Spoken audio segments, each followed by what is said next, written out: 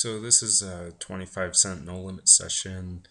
We'll probably record about a half hour and try and talk through some of the hands as I see them. And hopefully you can give me some feedback and let me know if you would kind of do the same thing in those spots or if you would approach it differently and why that would be. So I'm just running two tables right now. Carbon, the software is decent, but player pool is pretty small. So you tend to run into a lot of the same folks. They don't typically have a lot of tables running. If you want to have sessions where you're multi-tabling a lot, you're going to have to spread it out over a couple limits.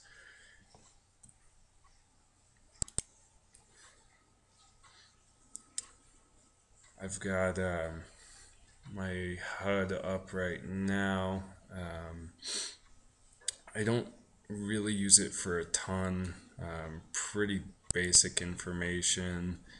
How many times they're putting in the pot, how often they're raising, and I like to take a look at how often they're three betting pre-flop, just so that when they do, I have a better idea of if they're only three betting for value or if they tend to three bet light, especially in position situations.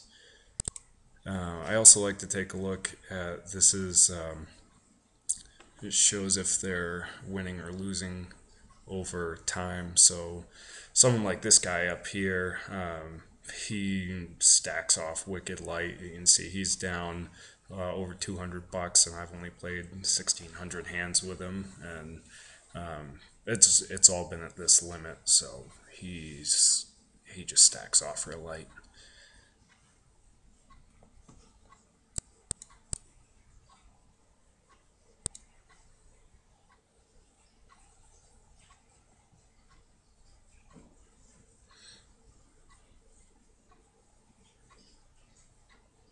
I also like it because you don't have to pull up the hand history to see, what he was paying off with there.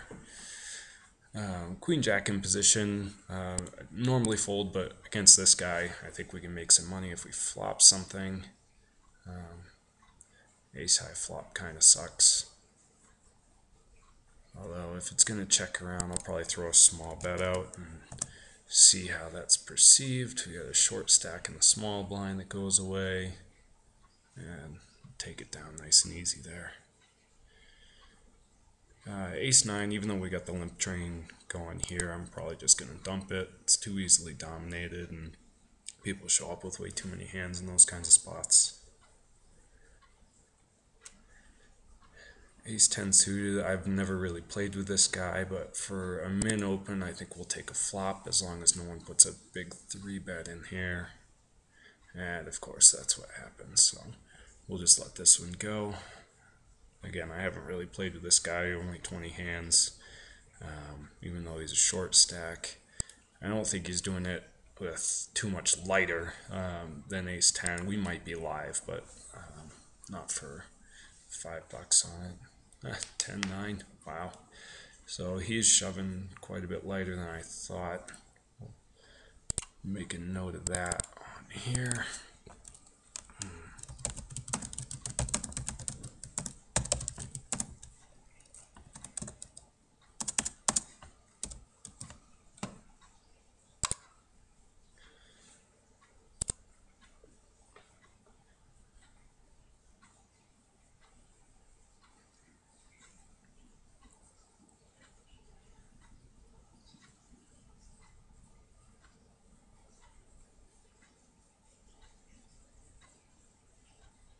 I hope this video comes out a little better than the last one I did.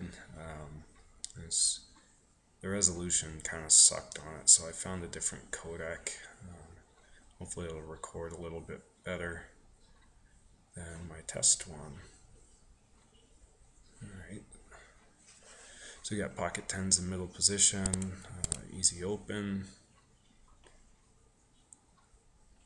3-8 under the gun is junk.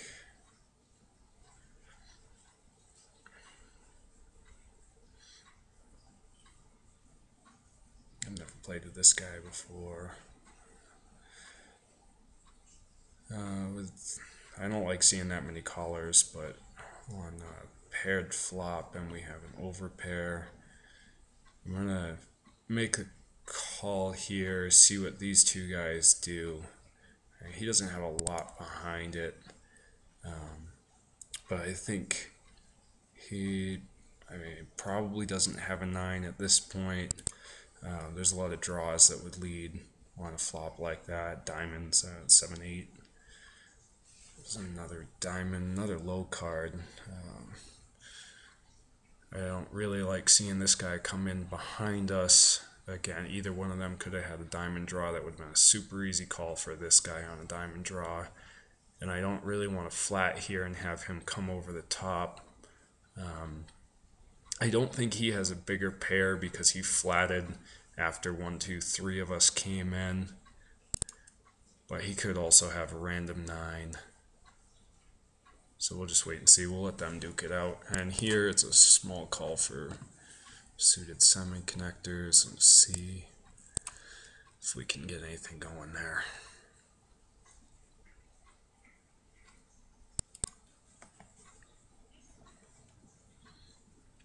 And on a low paired flop, he could be betting anything here. I don't really want to play this out of position with king high. I think that's just wasting money to call a bet there.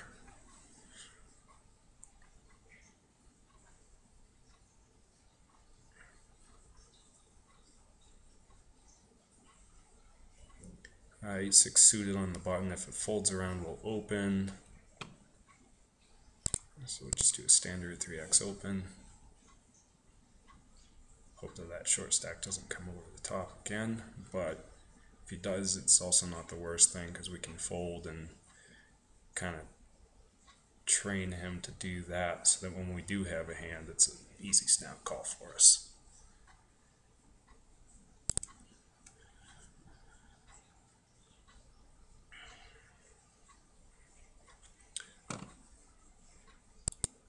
I'm just going to pull this back up. Now, so he actually shoved all in pre-flop with ace king. Everyone else folded. So he made it 85. He got 3 bet by this guy who has 200 big blinds, and he just ships it. So he doesn't really respect 3 bets that much. So we'll note that he's willing to get it in with ace king pre-flop.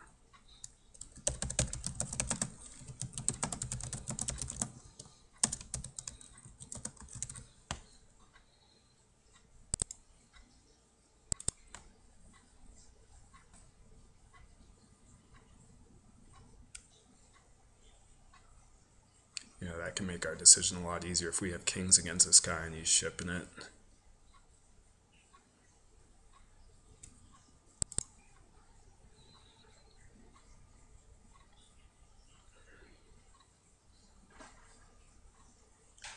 Big pot pre-flop here.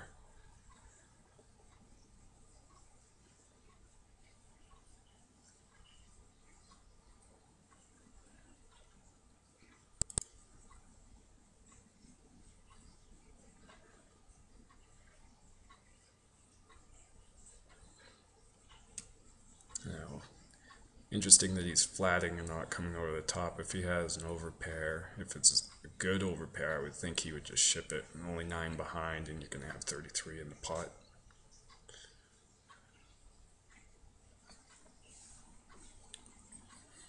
Unless he has a set and he was trying to draw them in, but he's got aces. So, I mean, that's kind of interesting to note that he just didn't ship it there.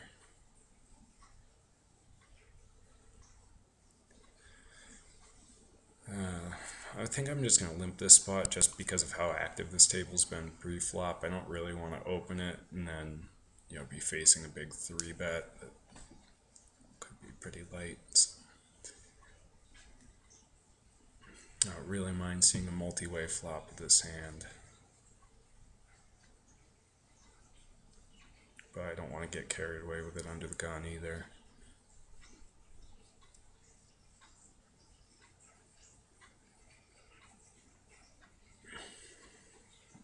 him limping, I think I'm just going to give it up with two people behind me.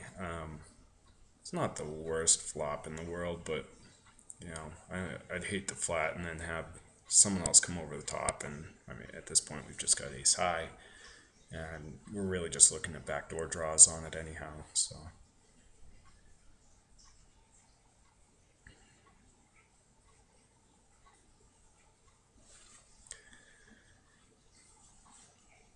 Now let's look at the bet sizing here. He flatted before, so I mean, he could have had some kind of straight draw that just completed.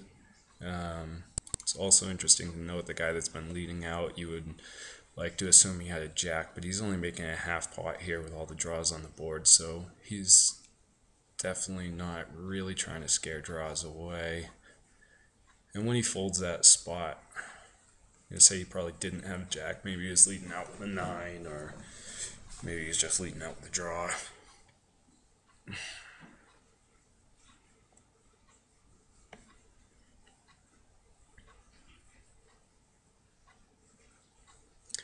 Wow, and this guy's getting in real light here. Was against the short stack though. On an ace high flop though.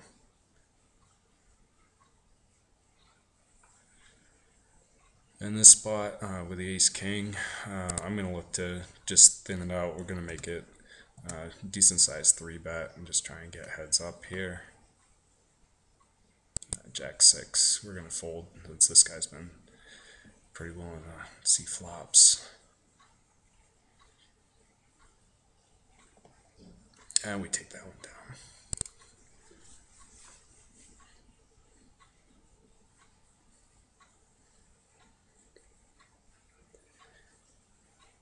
From what I've seen at this limit, there's very few people that 3-bet light. Most of it is 3-betting value with aces, kings. Here, I definitely don't want to see a flop with jacks out of position against 4 other players. So we got 110 in the pot. I'm going to make it 225. We'll see who comes along and what kind of texture flop we get if we want to really continue with it.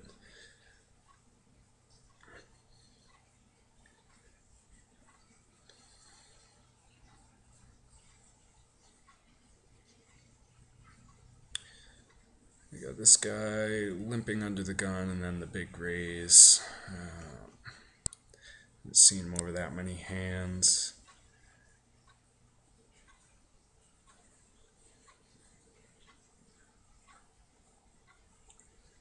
And that's the standard aces play. He's limping a lot of pots, so yeah. This is kind of one of those spots where you hate to fold and you hate to shove. I don't think flatting is a good option here. And I think without knowing anything more about the guy, he has been playing profitably even though it's a small sample. I think we're going to give him credit, and you know, it is what it is. Ace king, that's pretty shitty. So we'll make a note on this guy too, that he's limp raising ace king under the gun.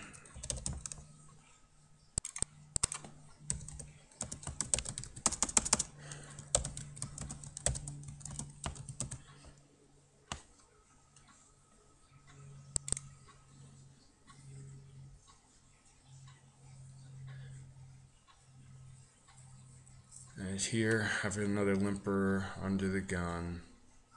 Yeah, he thinks he's a fucking genius too. With this guy raising, I don't really want to flatten and have him raise.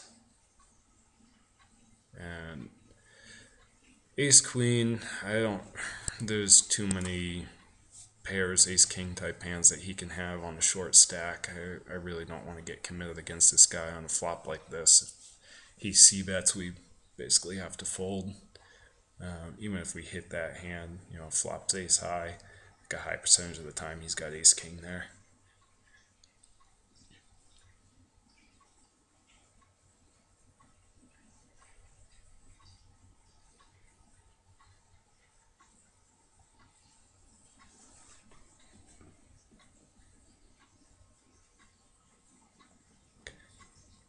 Jack 10. If it was suited, I might consider opening on this table, but unsuited with that many people behind me, I'm just going to drop it.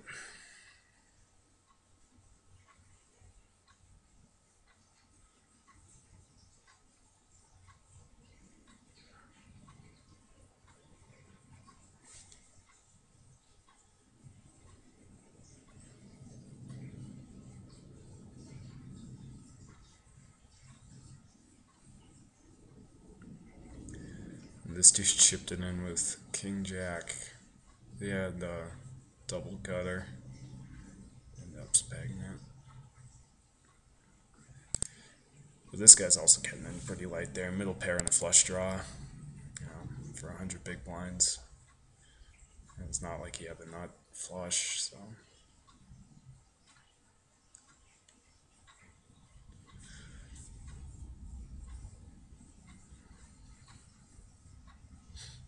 And it's even on smaller samples, you can tell these are more active players, VP of 40%. Anything under 25 is a pretty tight player as far as I'm concerned.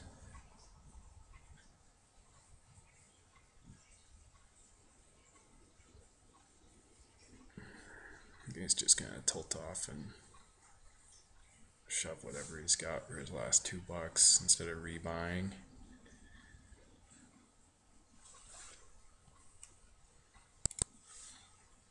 So if we get any kind of medium hand, I'd probably limp call against this guy. King Jack, King Queen, those type hands. We'd play just fine for $3. He's getting that with 7-9 there. I don't want to play this out of position to 5x open, especially when this guy has been super tight, even over a small sample.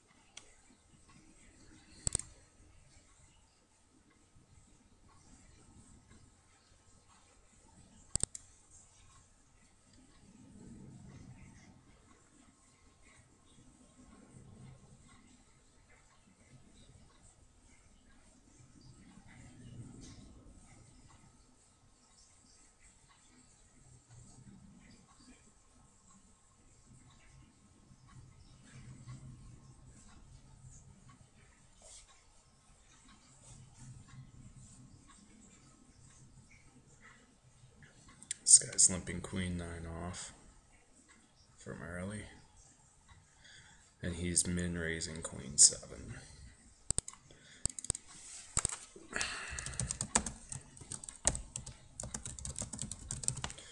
So we're not really going to respect his limps. I'm not really going to expect him to make any kind of plays like, limping aces or kings early and then coming back over the top.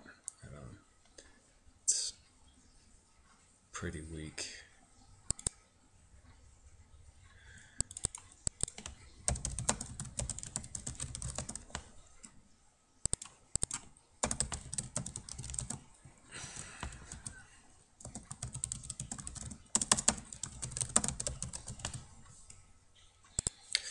Queen 7 with no straight potential.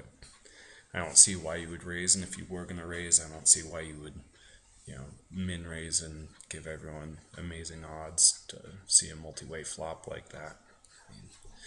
Basically, you're trying to make a middle flush on a hand like that, so either you're going to make it and not get any action on it, or you're going to make it and when you do get action, you're pretty much screwed because someone made the nuts.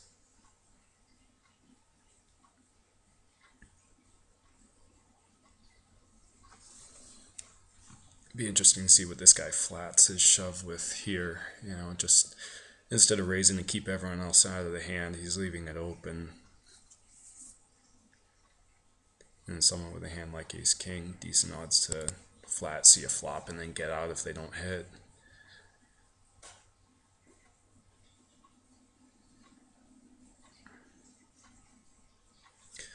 The way Tony's been playing, you can call him real light there, but wow, that's quite a bit lighter than I thought he would call him off for $4. But that's all right. We'll feed Tony G some chips. Tony shoves again. We're snap calling here.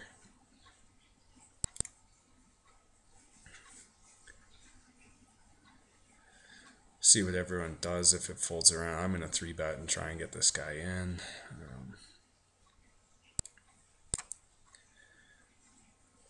Let's call me easy in. Obviously he's got us covered for the full 100 blinds. I think I'm going to flat here. If he comes over the top, I would expect this guy to flat, and we can flat behind instead of just getting everything in pre. This is kind of an awkward spot. I was hoping he wasn't going to 3-bet that, but let's see what happens. And Tony G just folds out. So since we didn't hit, I mean, even if we did hit, we're just checking to the pre-flop aggressor. He called down super light on the last hand, but let's see, we do have the backdoor nut draw. He's betting half pot or something, we'll call him off a street. Pretty nice flop on this table. I'm just going to lead it out for 2/3. And when he checks behind, I don't really think he has an overpair at all. So I think we can make a pretty decent bet here.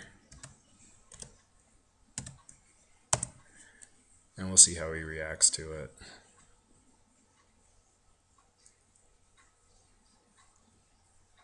If he's got an underpair, he might call, but yeah, I think he was just doing a really light 3-bet just because it was Tony that opened the pot.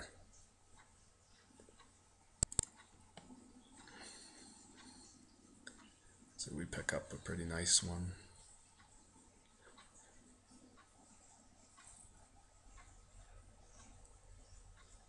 Ace-10 suited, we're definitely opening. With him min opening, I'm going to 3-bet just to isolate against this guy.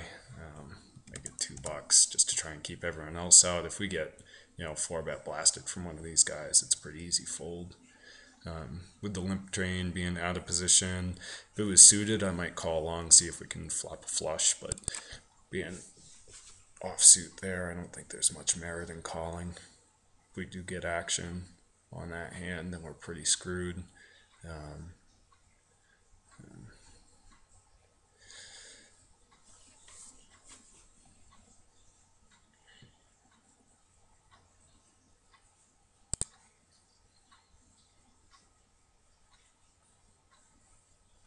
And you can see on here, he's commenting Jack Jack. He's definitely giving us credit for having bigger hands. I don't think he really understands the concept of 3-betting light or isolation betting, anything like that.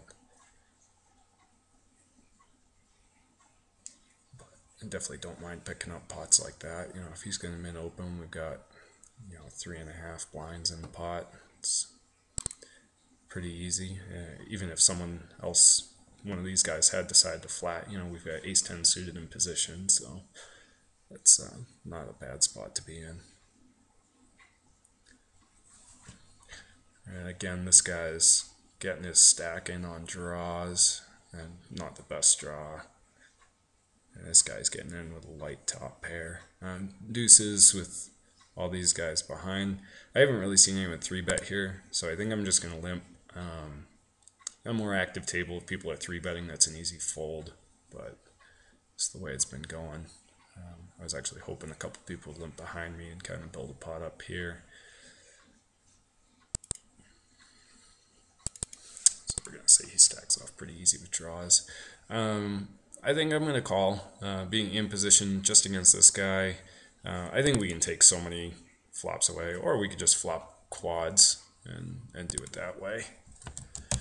But really, if it was too many other players, I think that's an easy fold. But just because it's this guy, I want to play as many flops with him as I can, because I think we're just a lot better post-flop. I'm going to check behind and hope he has something like a flush draw that hits, or maybe he can connect with top pair, but I mean, that sucks. I really don't think he has much of anything. He probably has like king-queen type hand here. He's not going to call much, so I'm going to put a really tiny bet just to see if he calls off with a really weak pair. I think if we bet half pot, he's gone 100% of the time.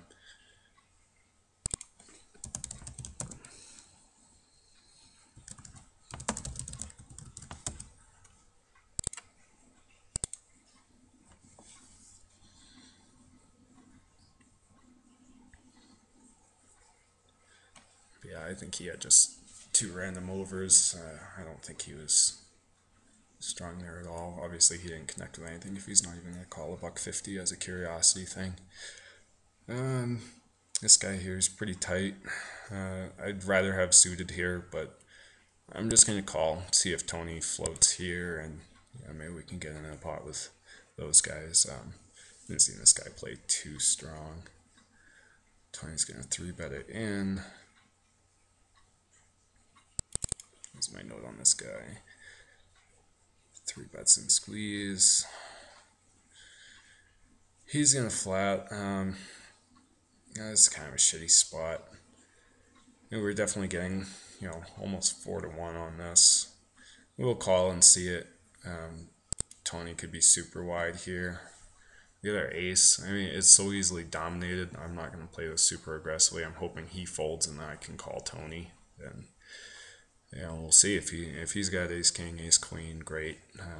But I think against this particular guy, we have to call, and he does. He shows up with ace queen, and we're fucked. Here we're gonna flat against this guy again. We got our nut draw. I'm gonna plan to check raise him on this flop. See if he continues. He doesn't. We can lead at the king. See how he reacts to that. And he folds out.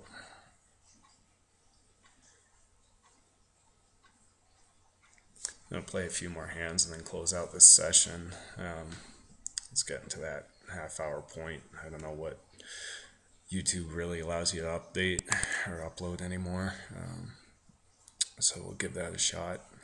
Any feedback you can give me, I'd appreciate it.